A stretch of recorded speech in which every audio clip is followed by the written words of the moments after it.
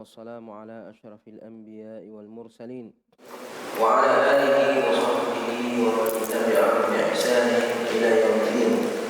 Amma ba'd. Alhamdulillah, kita kembali melanjutkan kajian kita pada malam hari ini.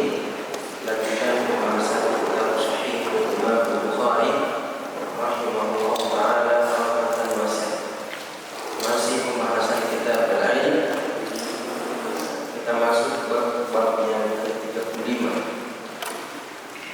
Bukhari berkata, babun hal yuj'al lin nisa yawm ala hilatin fil ilm. Apakah boleh dibuatkan bagi kaum wanita satu hari secara khusus untuk menuntut ilmu? Jadi satu hari khusus untuk mereka saja, tidak bergabung dengan kaum laki-laki. Biasanya kaum wanita mengikut saja dari majelis-majelis yang dihadiri oleh kaum laki-laki. Tapi Imam Bukhari bertanya, terkadang Imam Bukhari judulnya itu pertanyaan, yang menunjukkan biasanya ada perselisihan antara yang membolehkan dengan yang tidak membolehkan. Tapi biasanya hadis yang akan disebutkan akan menjawab boleh atau tidak. Kaum wanita itu dibuatkan majelis khusus yang dihadiri oleh kaum wanita saja khusus, tidak dihadiri oleh kaum laki-laki. Di dua bab sebelumnya, bab 31, bab 32, itu sudah dijelaskan tentang pentingnya pendidikan, terkhusus pendidikan agama bagi kaum wanita. Baik itu dari kepala rumah tangga, yaitu sebagai suami atau sebagai seorang ayah, itu berkewajiban memberikan pengajaran, pendidikan bagi kaum wanita yang ada di bawah tanggung jawabnya. Apakah dia yang langsung mengajari atau dia memasukkannya ke sekolah-sekolah atau mendatangkan ustadz datang ke rumahnya belajar secara khusus. Di masa sekarang dimudahkan. Kalau tidak bisa dia ngajarkan, undang secara khusus ustadz mengajar di rumahnya untuk dia dan keluarganya saja. Nah, mungkin kalau di majelis-majelis begini mungkin dia tidak punya waktu yang pas. Nah, dia harus ikut jadwal yang ada. Kalau di rumahnya terserah dia. Tinggal cari ustadz yang bisa, yang punya waktu kosong untuk datang ke rumahnya secara khusus. Sehingga lebih leluasa dia. Lebih bebas dia bertanya, lebih bebas dia menanyakan perkara-perkara yang secara khusus mungkin berkaitan dengan masalah-masalah yang ada dalam keluarganya. Nah, begitu juga bab yang ke-32 ini secara umum seorang imam, seorang pemimpin, seorang penguasa itu harus punya perhatian terhadap pendidikan bagi kaum wanita. Sekarang metodenya bagaimana? Selama ini kebanyakan bercampur, sekolahnya bercampur. Apakah perlu dibuatkan majelis khusus atau sekolah khusus, kampus khusus? Kalau sekarang kan pondok-pondok khusus putih banyak sudah. Tapi kampus, perkuliahan yang khusus untuk perempuan, kalau keperawatan mungkin ada juga laki-laki masuk di situ. Tapi ini khusus, tidak ada yang belajar di situ kecuali kaum wanita. Imam Bukhari meriwayatkan satu hadis di sini yang menunjukkan itu penting, boleh, bahkan sangat dianjurkan. Apalagi jumlah kaum wanita sekarang lebih mendominan, sehingga ketika mereka hadir, saya lebih banyak kaum wanita yang hadir dalam majelis ilmu daripada kaum laki-laki, sehingga pantas untuk diberikan waktu khusus hanya untuk kaum wanita. Imam Bukhari rahimahullah ta'ala berkata, haddatsana Adam ibnu Abi Iyas qala haddatsana Syu'bah ibn al-Hajjaj Abu Bistam qala haddatsani Ibnul Asbahani Abdurrahman ibn Abdullah Ibnul Asbahani qala sami'tu Aba Salih Zakwan As-Samman Az-Zayyad, itu gelarnya semua itu, yuhaddithu an Abi Sa'id Al-Khudri, Sa'ad bin Malik ibn Sinan. Abi Sa'id berkata, qalatin nisa'u lin Nabi sallallahu alaihi wasallam. Kaum wanita berkata kepada Nabi sallallahu alaihi wasallam, ghalabana 'alaikar rijal. Kaum wanita lebih mendominan engkau wahai Rasulullah. Kami tidak bisa terlalu banyak berbaur, tidak terlalu banyak bisa bersamamu, karena kaum laki-laki lebih mendominan, mereka lebih sering, lebih banyak menimba ilmu kepadamu, lebih sering bersamamu. Sedangkan kami kaum wanita sedikit waktunya Nabi sallallahu alaihi wasallam bersama mereka. Faj'al lana yawman min nafsik. Berikan kami satu hari khusus pada dirimu, artinya berikan kami waktu khusus untuk pada dirimu untuk kami. Khususkan waktumu untuk kami. Tidak ada kaum laki-laki, pokoknya cuma kami saja yang mendengar. Majelis khusus untuk kaum wanita. Selama ini ya cuma ikut-ikut saja. Khutbah Id, Idul Fitri, terkadang sahabiyat mendengarkan khutbah Jumat dari kejauhan dari rumahnya. Tapi kebanyakan laki-laki yang bersama Nabi sallallahu alaihi wasallam jadi minta, ya Rasulullah, kasih kami waktumu secara khusus satu hari saja. Itu minimal satu hari untuk kaum wanita. Fa'adahunna yauman. Akhirnya Nabi menjanjikan mereka satu hari. Oke, saya kasih satu hari untuk kalian. Laqiyahunna fihi. Nabi bertemu dengan kaum wanita pada hari tersebut, hari yang ditentukan. Fawa'adhahunna wa amarahunna. Nabi memberikan nasihat kepada mereka. Nabi memerintahkan apa-apa yang wajib mereka lakukan. Fakana fima qala lahunna, di antara yang Nabi sampaikan kepada kaum wanita ini, di antara yang Nabi sampaikan kepada mereka, ma minkunna imra'atun, tidak ada seorang di antara kalian, seorang wanita pun di antara kalian, tuqaddimu thalathan min waladiha, wafat 3 dari anaknya. Ya, dia bersabar atas kepergian anaknya. 3 orang wafat anaknya. Illa kana laha hijaban minan nar, kecuali 3 anak tersebut akan menjadi pelindung dia dari api neraka. Qalat imra'atun, seorang wanita bertanya, wathnain, bagaimana kalau cuma 2 ya Rasulullah? Faqala wathnain, 2 juga. Ini tidak mesti 3, 2 pun itu sudah bisa menjadi pelindung bagi kedua orang tuanya. Kemudian riwayat yang kedua juga masih dari Abi Sa'id dengan lafaz yang dengan sanad yang berbeda. Imam Bukhari mengatakan haddatsana Muhammad ibn Bashar. Ya. Qala haddatsana Gundar. Muhammad ibn Ja'far. Qala haddatsana Syu'bah. Jadi di sini sanadnya nazil. Sanadnya nazil. Kalau sanad yang pertama Ali, karena antara Imam Bukhari dengan Syu'bah cuma satu orang, cuma Adam ibn Abi Iyas. Tapi di sini antara Imam Bukhari dengan Syu'bah dua orang.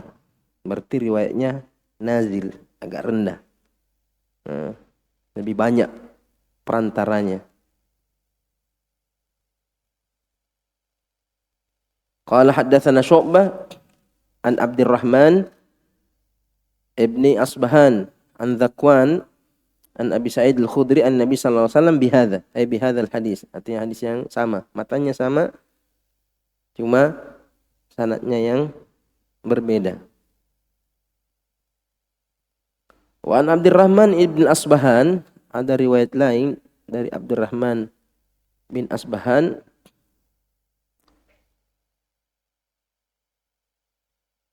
dengan sanad yang sebelumnya juga. Dari Syu'bah meriwayatkan dari Abdurrahman ibn Asbahan dengan dua jalur. Abdurrahman bin Asbahan an Dzakwan, di sini yang kedua Abdurrahman bin Asbahan qala sami'tu Aba Hazim. Aba Hazim Salman al-Ashja'i an Abi Hurairah, dari Abi Hurairah. Jadi Abdurrahman al-Asbahan dua gurunya. Dia mengambil hadis ini dari dua jalur. Satu dari Dzakwan Abi Sa'id, hadis yang sama. Kemudian kedua Abu Hazim dari Abu Hurairah. Cuma lafaznya agak berbeda, mengatakan qala thalathatan lam yablughul hinsa. Ini ada pengkhususan. Kalau riwayatnya Abi Sa'id, atau pokoknya dia meninggal, anaknya meninggal, 3 sudah menjadi pelindung. Tapi hadisnya Abu Hurairah ada taksis, ada takhid, wafat sebelum balik. 3 meninggal lam yablughul hinsa, artinya belum balik. Berarti kalau sudah balik tidak bisa menjadi pelindung. Artinya apabila meninggal sebelum balik, karena apabila anak meninggal sebelum balik biasanya itu waktu-waktu kasih sayangnya orang tua kepada anaknya. Waktu masa-masa lucu-lucunya lah istilahnya. Kalau sudah balik biasanya orang-orang Arab itu sudah melepas anaknya kalau sudah balik. Makanya anak yang sudah balik itu tidak wajib lagi dinafkahi oleh orang tuanya. Jadi orang tua tidak berkewajiban menanggung anaknya yang sudah balik. Makanya kalau minta uang jangan memaksa. Yang memaksa orang tua karena sudah bukan kewajibannya lagi. Tinggal karamnya mami, tinggal kedermawanannya orang tua. Kasih tetap. Bahkan sampai sudah menikah masih dikasih juga. Sudah dikasih kawin, diberikan lagi modal. Itu semua kelebihan saja dari orang tua. Makanya kalau sudah balik, biasanya orang Arab itu tidak terlalu berat lagi kehilangan anaknya. Beda kalau sebelum balik. Ini 2 hadis yang disebutkan oleh Imam Bukhari dalam bab ini. Ada beberapa faedah yang bisa kita petik. Yang pertama, bagaimana antusiasnya sahabat Nabi dalam menimba ilmu. Tidak lebih antusias lagi kaum wanita. Artinya kalau sahabat laki-laki yang semangat itu sudah banyak hadis-hadis yang kita lihat. Abu Hurairah, bagaimana Umar bin Khattab sampai harus bergantian menghadiri majelis Nabi sallallahu alaihi wasallam. Tapi secara khusus di sini kaum wanita menunjukkan bahwasanya kaum wanita juga harus punya semangat yang besar dalam menuntut ilmu. Bahkan seharusnya lebih besar lagi. Apalagi di masa sekarang banyak kaum laki-laki suami itu tidak bertanggung jawab Artinya tidak bisa memenuhi kewajibannya memberikan pengajaran kepada istri dan anaknya, maka istrinya harus berusaha sendiri. Jangan sampai suaminya tidak bisa memberikan pengajaran, dia juga malas-malasan. Jadi dia yang berusaha memenuhi kebutuhannya dalam menimba ilmu. Kenapa? Karena kata pepatah Arab itu al-ummu al-madrasatul ula. Ibu itu sekolah pertamanya anak. Sebelum dia keluar menimba ilmu ke sekolah-sekolah dari TK, PAUD, sebelumnya adalah ibunya yang lebih banyak bergaul, yang lebih banyak menemaninya.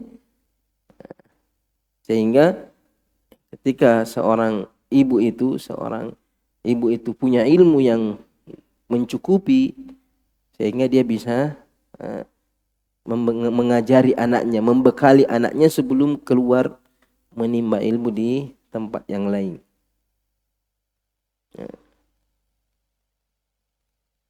Dan di antara contohnya itu ketika Asma binti Abi Umais bertanya kepada Nabi SAW tentang cara mandi haid secara khusus. Nah, inilah pentingnya pelajaran khusus bagi wanita. Karena ada masalah-masalah yang hanya ada pada mereka, tidak ada pada kaum laki-laki, sehingga butuh penjelasan secara khusus. Bisa saja tidak mungkin dia tanyakan di hadapan kaum laki-laki. Tidak mungkin dia tanyakan kepada kaum laki-laki. Dan terkadang juga ya di sini kita contohnya di sini Nabi juga terkadang malu untuk menjelaskannya secara detail di hadapan kaum perempuan.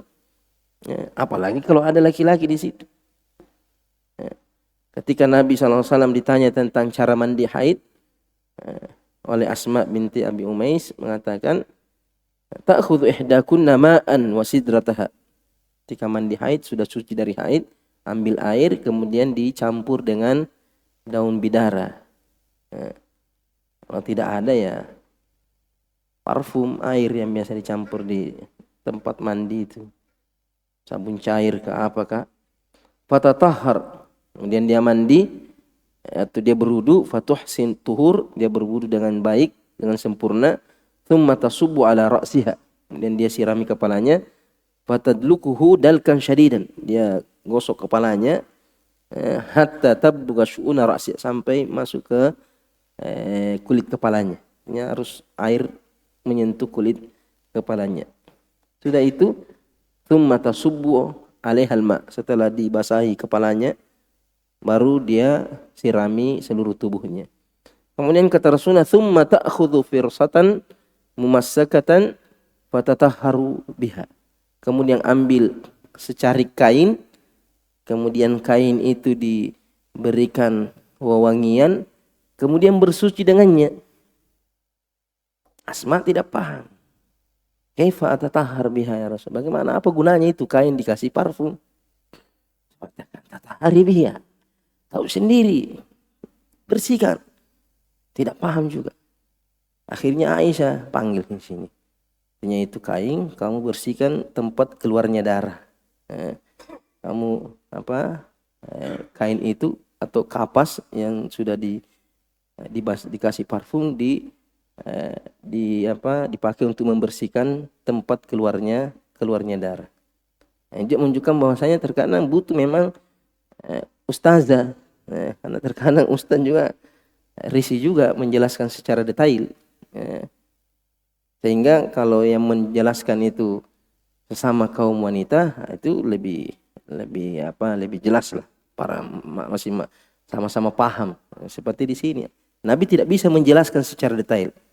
Akhirnya Aisyah diajar secara detail oleh Nabi SAW. Tapi Nabi tidak bisa sampaikan secara detail kepada sahabat. Akhirnya Aisyah yang jelaskan secara detail. Kemudian Asma bertanya lagi, bagaimana kalau mandi junub? Kalau mandi junub kata Rasulullah ta'khud ma fatatahhar. Ambil air biasa saja, tidak perlu dicampur dengan wewangian. Fatatahhar fatuhsin tuhur, berwudu dengan baik. Atau tablughu tuhur thumma tasubbu ala ra'siha fatadluku, kemudian sirami kepalanya, kemudian digosok hatta tabluga shunu ra'siha thumma tufidu 'alaiha al-ma, kemudian disirami air. Simple. Lebih simpel mandi junub daripada mandi haid. Kemudian Aisyah mengatakan nikmat nisaul ansar, sebaik-baik wanita ansar, lam yakun yamna'hunnal haya ay yatafaqqahna fid din. Mereka tidak terhalang dengan sifat malunya untuk bertanya, untuk mempelajari agama. Jadi sifat malu sifat mulia. Tapi ketika sifat malu itu menghalangi dari kebaikan, maka itu bukan sifat malu yang terpuji. Karena al-haya la ya'ti illa bi khair. Kata Rasulullah, sifat malu itu tidak mendatangkan kecuali kebaikan. Tapi kalau tidak melakukan kebaikan atau mencegahnya dari kebaikan, kemudian alasannya malu, berarti itu bukan malu yang syar'i. Bukan itu malu yang terpuji. Malu yang terpuji menghalangi orang dari keburukan, senantiasa mendatangkan kebaikan. Di hadis yang lain, hadisnya Ummu Salamah, ini Ummu Sulaim ibunya Anas bin Malik. Ja'a ila Rasulullah sallallahu alaihi wasallam, datang kepada Nabi, ya Rasulullah, innallaha la yastahi minal haq. Cari pendahuluan dulu, karena yang mau ditanyakan ini terkadang membuat orang malu untuk bertanya. Jadi bertanya, Allah tidak malu terhadap kebaikan. Pokoknya kalau kebaikan disampaikan. Menunjukkan Allah memiliki sifat al-haya. Fahal 'alal mar'ah min ghuslin idza ihtalamat? Apakah wanita itu juga wajib mandi junub kalau dia mimpi basah, mengeluarkan mani? Qala Nabi sallallahu alaihi wasallam, idza ra'atil ma, kalau dia melihat air. Artinya ketika dia mimpi basah, kemudian bangun, dia lihat ada air mani yang keluar, dia wajib mandi. Faqattat Ummu Salamah wajah. Ummu Salamah malu-malu. Pertanyaan apa ini? Aduh, malu-malu. Pertanyaannya seperti itu. Karena perempuan itu jarang mandi basah. Jarang mimpi basah. Tapi kalau mimpi basah berarti dia punya nafsu yang kuat. Jadi Ummu Salamah agak malu dengan pertanyaan. Waqalat, tapi Ummu Salamah juga tetap bertanya. Sudah ada yang bertanya, sekalian bertanya Pak kalau begitu. Ya Rasulullah, awatahtalimul mar'ah? Apakah perempuan itu juga mimpi basah? Itu saking jarangnya itu bertanya dia. Caranya, apakah perempuan juga mimpi basah? Apakah perempuan juga mengeluarkan air mani? Qala, Nabi mengatakan, na'am, taribat yaminik. Ini juga ucapan taribat yaminik. Itu ucapan tidak diinginkan maknanya. Artinya diucapkan lafaznya, maknanya tidak diinginkan. Artinya celakalah tanganmu, tapi bukan berarti didoakan celaka.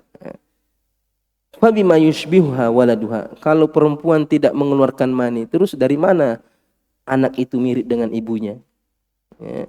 Jadi ketika anak itu mirip ibunya, berarti itu mendominan air maninya ibunya. Ini kalau dia mirip bapaknya, berarti air mani bapaknya lebih besar, lebih banyak. Sedangkan siapa yang lebih dahulu keluar itu jenis laki-laki atau perempuan. Kalau perempuannya lebih cepat keluar, berarti nanti jadi perempuan. Kalau belakangan dia jadi laki-laki.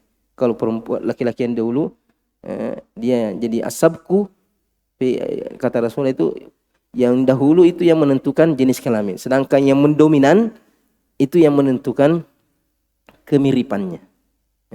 Jadi ketika anak mirip dengan ibunya, berarti itu tanda bahwa wanita itu juga mengeluarkan air mani.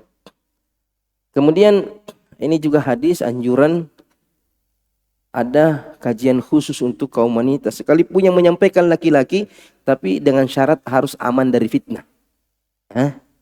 Aman dari fitnah. Sampai tergoda di situ bahaya.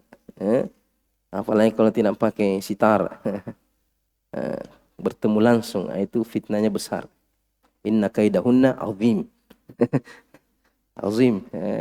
Ya, terkadang pertanyaan-pertanyaannya menjurus ke situ, menjurus ke sini. Iya. Bahkan terkadang lewat online saja masih terkadang begitu. Ada pernah kawan Ustadz ditanya, belajar bahasa Arab dia. Tahu kalau Ustadznya belum menikah? Dia tanya, apa bahasa Arabnya? Apa bahasa Arabnya? Aku cinta kamu.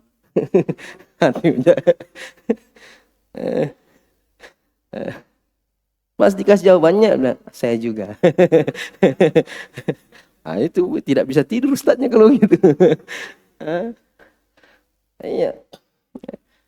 Dulu juga kita dulu itu di Mesir kadang membimbing, kadang kasih bimbingan sama, atau terkadang namanya juga masih belum anu kan. Jadi biasa datang Ustadz kasih bimbingan mata kuliahnya, kasih bukunya, kasih buku itu yang mau dibaca. Ternyata dibuka, ada fotonya yang nyangkut di situ. Dia selipkan fotonya di situ. La ilaha illallah. Maksudnya apa ini? Berarti lupa Ustaz. Lupa masuk. Itu inna kaidahunna azim. Nah, jadi jangan sampai niatnya bagus awalnya, kaji yang khusus perempuan tidak ada. Lama-lama bahaya. Makanya lebih bagus kalau sesama wanita. Ataupun kalau ada pengajian khusus ya sama suaminya, atau ada beberapa laki-laki yang bersamanya. Kemudian sini juga menunjukkan bahwa boleh menentukan waktu.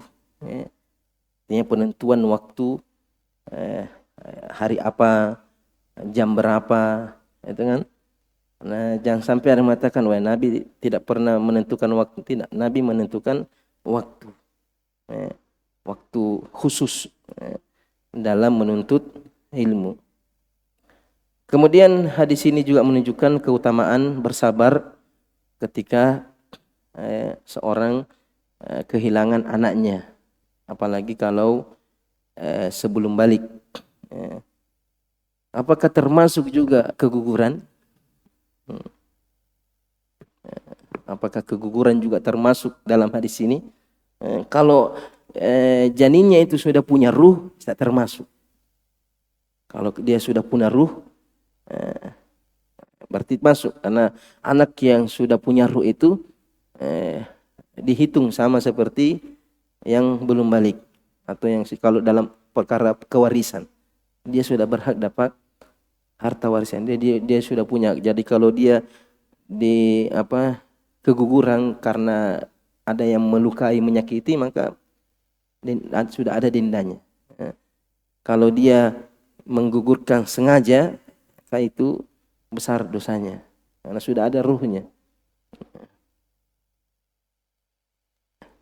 Jadi hadis ini, di hadis yang lain ada hadis yang Abu Hurairah atau riwayat yang lebih lengkap, la yamutu li muslimin thalatha minal walad falijun nar illa tahillatal qasam. Tidaklah seorang muslim meninggal 3 dari anaknya kemudian dia masuk neraka, tidak akan mungkin masuk neraka. Illa tahillatal qasam, kecuali memenuhi sumpahnya Allah, yaitu firman Allah, wa in minkum illa waridha, wa in minkum illa waridha, itu di sirat. Semua orang pasti melewati sirat. Bahkan para nabi dan rasul itu melewati sirat. Bahkan yang melewati sirat itu hanya orang beriman dan orang munafik. Orang kafir tidak melewati sirat, karena dia sudah masuk duluan. Jadi yang melewati titian di atas neraka jahanam itu hanya orang beriman dan orang munafik. Kemudian di hadis yang lain di situ disebutkan la yamutu li ahadikum thalatha min fatahtasibahu. Artinya harus dia ikhlaskan. Kalau sudah mengamuk, pecah piring, ini semua ini tidak. Nanti capek berteriak baru sabar. Bukan, innamas sabru inda sadmatil ula. Sabar itu ketika pukulan pertama. Ketika dapat berita musibah, sudah innalillahi wa inna ilaihi raji'un. Bukan mengamuk dulu, berteriak dulu, habis suaranya, sabar. Bukan sabar namanya itu, memang sudah capek memang berteriak. Nah. Kemudian ada riwayat menunjukkan bahwasanya dua tadi disebutkan atau dua. Ada juga riwayat menunjukkan bahwa satu saja sudah cukup. Satu yang meninggal sudah cukup. Nabi mengatakan, innahu yuqalu lil wildan yaumal qiyamah udkhul jannah. Dikatakan anak-anak yang meninggal sebelum balik masuk surga. Fa yaqulu ya Rabb hatta yadkhulu abauna wa ummahatuna. Nah, kami tidak mau masuk surga sampai ibu dan bapak kami juga masuk surga. Fa ya'tuna fa yaqulu azza wa jalla ma li arakum muhbantiin. Kenapa kalian tidak mau masuk surga? Cepat masuk surga. Qul ya Rabb abauna. Ya Allah, orang tua kami. Fa yaqul udkhul jannah antum wa abaukum. Masuk surga bersama orang tuamu. Ya.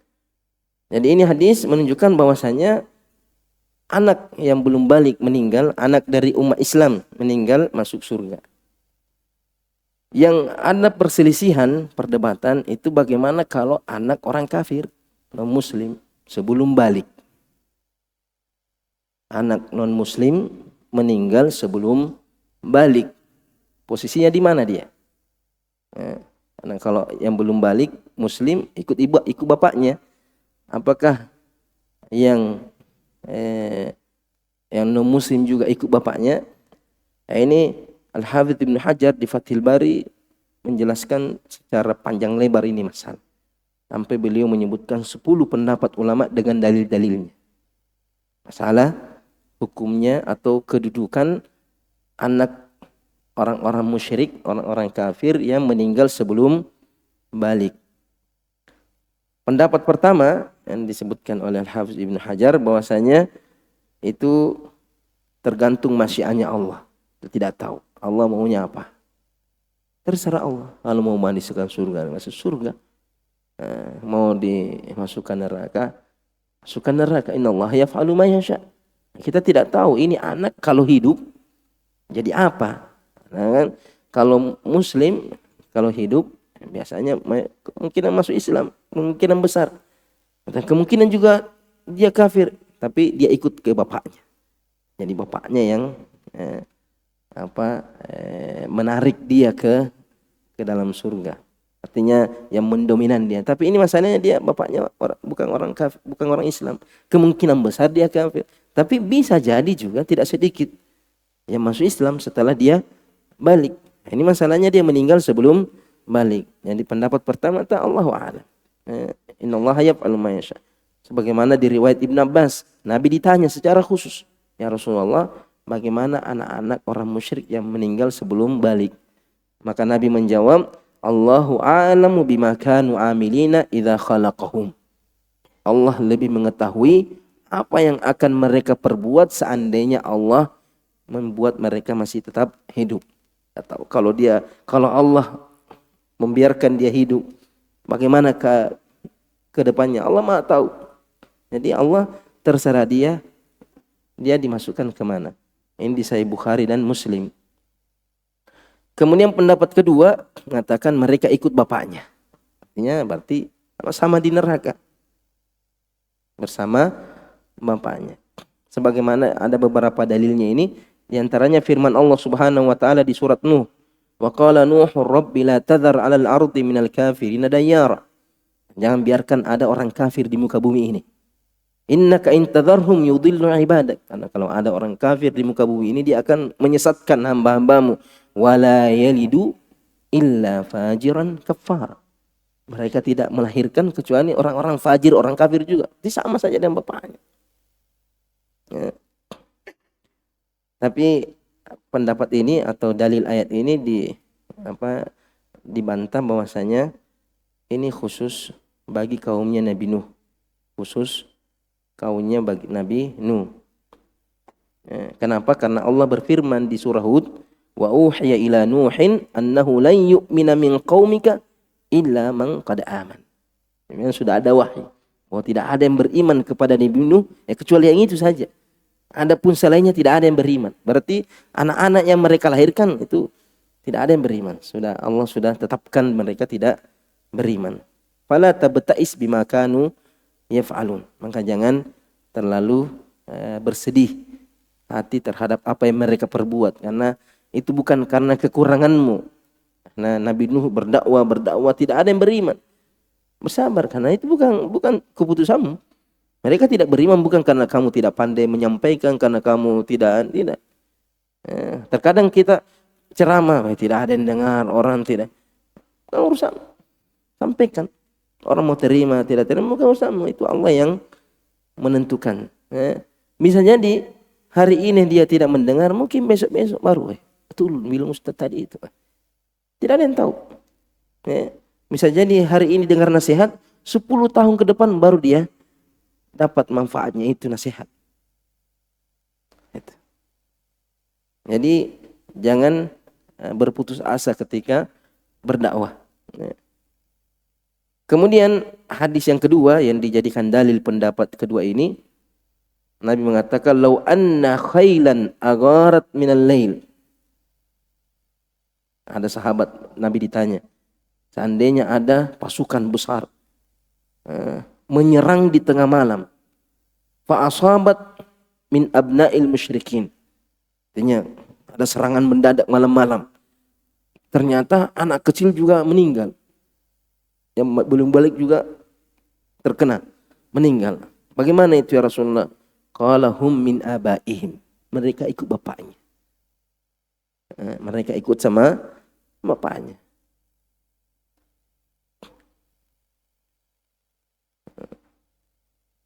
Tapi sebagian ulama mengatakan ini hadis di Sahih Muslim, tapi ini hadis khusus bagi kaum musyrikin yang memerangi umat Islam.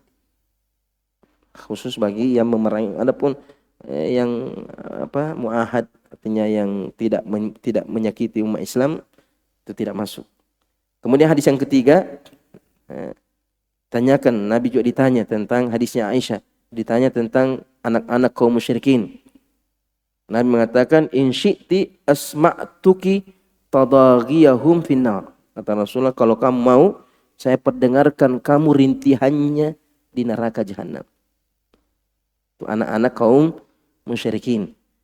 Yang di sini diriwayatkan oleh Imam Ahmad, tapi hadisnya sangat lemah. Sharih, ini hadis sharih, tapi dhaif. Hadisnya sharih, jelas bahwasanya anak-anak kaum musyrikin yang meninggal sebelum balik jelas masuk neraka lafaznya, tapi hadisnya dhaif. Karena terkadang ada dalil sahih gairu sharih.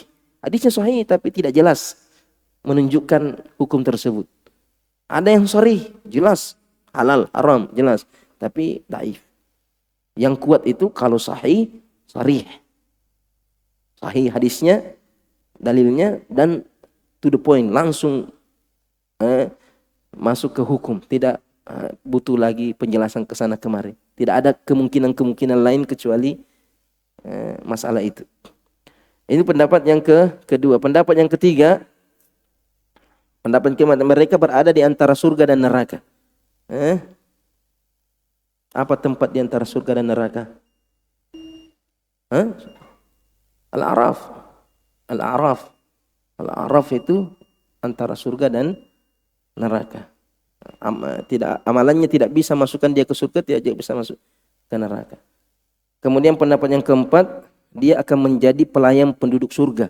Jadi sebagai bidadari atau anak-anak al-ghilman, ya, itu anak-anak yang menjadi pelayan di surga. Kemudian pendapat yang kelima, mereka menjadi debu, tidak mendapat surga, tidak juga mendapat neraka. Ada pendapat keenam, jelas dia masuk neraka. Pendapat yang ketujuh, mereka akan diuji nanti di akhirat seperti orang gila yang tidak mendengarkan Islam, atau orang pikun yang sudah sangat tua renta, ketika datang Islam sudah tidak bisa lagi menerima dengan baik, maka diuji nanti. Dia diperintahkan masuk neraka. Kalau dia masuk neraka, dia dapatkan surga. Kalau dia tidak mau masuk neraka, dia pilih surga, ternyata surganya itu adalah neraka. Itu ujiannya. Ini diriwayatkan di Musnad Ahmad. Kemudian pendapat ke-8, mereka dalam surga, dan ini pendapat yang dikuatkan oleh Al-Hafidz Ibnu Hajar, bahwasanya anak-anak kaum musyrikin yang meninggal sebelum balik, mereka berada di dalam surga. Karena Allah berfirman, "Wa ma kunna mu'adzibina hatta nab'atsa rasula." Mereka belum balik. Mereka belum punya dosa. Karena kalau sudah balik ya sudah. Kemudian ada hadis Abi Hurairah, "Kullu maulidin yuladu 'alal fitrah, fa abawahu yuhawidan aw yunassiran aw majisan." Ini anak yang belum balik itu masih dalam keadaan fitrah. Nanti ketika balik, dia ikut bapaknya. Lalu bapaknya Yahudi, Yahudi juga. Nasrani, Nasrani juga. Majusi, Majusi juga. Kemudian ada pendapat yang kesembilan. Pendapat yang kesembilan ini tawakuf. Tidak mengatakan di neraka, tidak juga tidak menetapkan. Ada pendapat yang ke-10, tidak mau membahas. Tidak perlu dibahas. Tidak mau membahas masalah ini. Diam. Ini 10 pendapat yang disebutkan oleh Imam Al-Hafidz Ibnu Hajar. Pendapat yang dikuatkan bahwasanya mereka di surga. Adapun pendapat pertama bahwasanya kata Rasul mengatakan Allahu a'lam, itu sebelum Nabi tahu. Jadi sebelum Nabi dituruni wahyu disampaikan oleh Allah, Nabi mengatakan Allahu a'lam, Nabi belum tahu. Tapi setelah Nabi tahu, Nabi mengatakan mereka berada di dalam surga. Itu di hadis, ada hadisnya. Itu marajul ceritanya Nabi ketika Nabi bermimpi melihat Nabi Ibrahim sandar di Baitul Ma'mur, Ka'bah yang ada di langit. Nabi SAW, ya Rasulullah, wa auladul musyrikin, bagaimana anak-anak kaum musyrikin? Rasulullah kata, wa auladul musyrikin, anak-anak musyrikin juga masuk ke dalam surga. Ini sahih di Sahih Bukhari. Jadi hadis yang mengatakan Allahu a'lam, Allah lebih tahu kemana mereka, itu sebelum ayat hadis ini, sebelum Nabi tahu bahwasanya anak-anak kaum musyrikin yang meninggal sebelum balik, mereka di dalam surga bersama anak-anak kaum muslimin. Nah, ini pembahasan kita pada malam hari ini. Insyaallah nanti kita lanjut bab man sami'a syai'an wa raja'a hatta ya'rifa. Orang yang mendengarkan suatu ilmu kemudian dia bertanya ulang agar dia paham. Kadang kita dengar sesuatu tidak jelas, tanyakan. Jangan disimpan, dipendam, tidak jelas terus. Ketika ada kita dengar sesuatu kita tidak paham, tanyakan.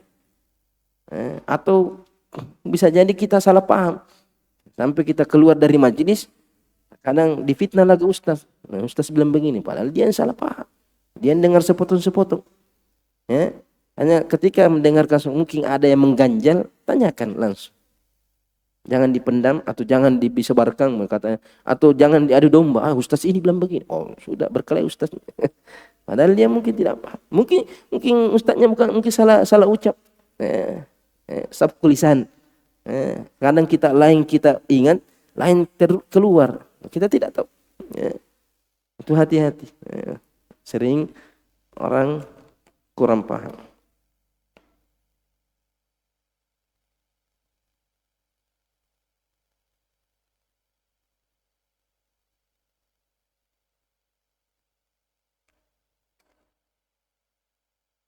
Nanti.